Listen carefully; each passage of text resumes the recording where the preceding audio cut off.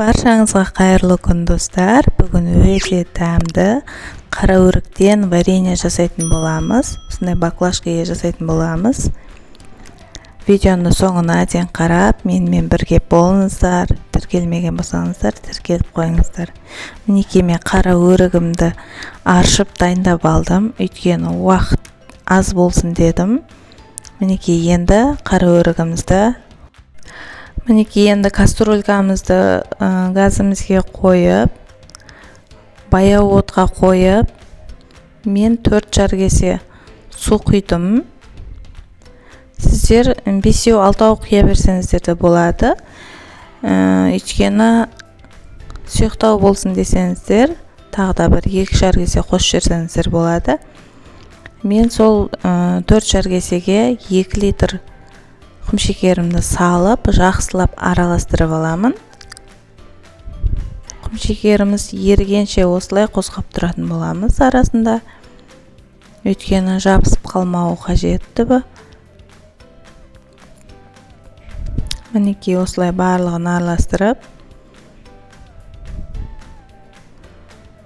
ерігенше қосқап тұрамыз.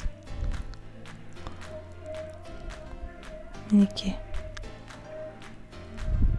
осылай қосқап, сіздер де мен видеома қарап, балаларыңызға жасап берсеңіздер болады. Өте керемет, езілмей шығатын болады.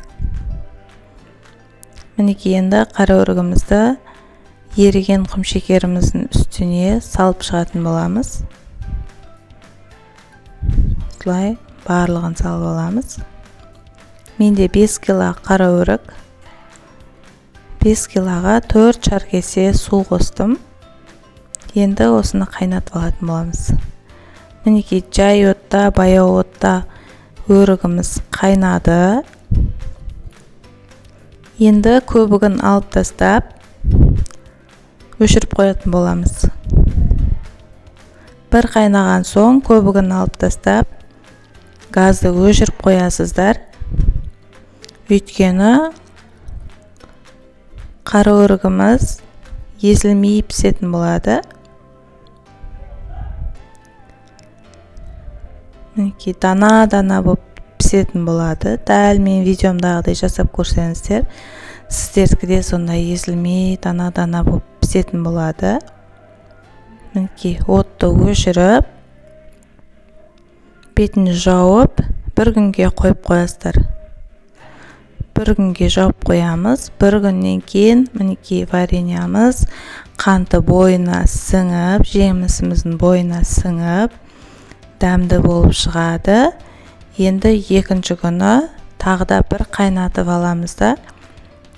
Сосын сәл суыған соң осылай баклажкамызға құйып шығатын боламыз.